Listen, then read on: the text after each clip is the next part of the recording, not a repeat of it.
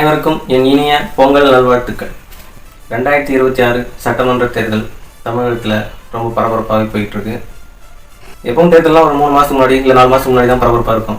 ஆனால் 2026 தேர்தலை பொறுத்தளவு ஓராண்டுக்கு முன்னாடியே பற்ற வைத்த நெருப்பு இன்றைக்கி கொழுந்துவிட்டு எரியுது. இந்த கொழுந்துவிட்டு எரியிற நெருப்பு எல்லாத்தையும் எரிச்சி சாம்பலாக்குமான்னு கேட்டால் இல்லை, இது தீய சக்தியை மட்டும் எரிச்சி சாம்பலாக்கக்கூடிய தூய சக்தி. தளபதி விஜய் அவர்களால் தோற்றுவிக்கப்பட்ட தமிழக வெற்றி கழகம் பிறப்புக்கும் எல்லா உயிருக்கும், அதுதாங்க அந்த தூய சக்தி. இந்த சக்திக்கு முன்னாடி எந்த சக்தியாலும் ஈடு கொடுக்கவே முடியாது. இப்படிதான் நம்ம சொல்ல கேட்காம பராசக்தியை கொண்டு வந்து ஜனநாயகத்துக்கு முன்னாடி நிறுத்தினாங்க.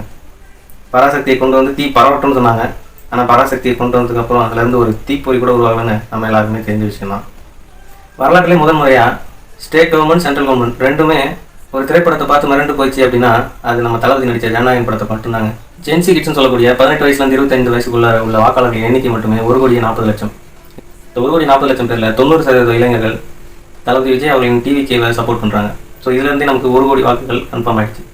அது மட்டும் இல்லைங்க, தமிழகத்தில் உள்ள அனைத்து குடும்ப பெண்கள் அனைவருமே வந்து விஜயை சப்போர்ட் பண்ணுறாங்க. அவங்களுக்கு தான் வாக்களிப்புன்னு சொல்கிறாங்க. அனைத்து கட்சிகளோட நகர்வுகளுமே தமிழக வெற்றி கழகத்தின் நகர்வை பொறுத்தே அமைஞ்சிருக்கு. 2026 சட்டமன்ற தேர்தலோட கதாநாயகன் ஜனநாயகன் எல்லாமே நம்ம விஜய் தாங்க. கான்ஃபிடண்ட்டாக இருக்கும், நல்லதே நடக்கணும், வெற்றி நிச்சயம். மீண்டும் சந்திக்கும் முறை நன்றி, வணக்கம்.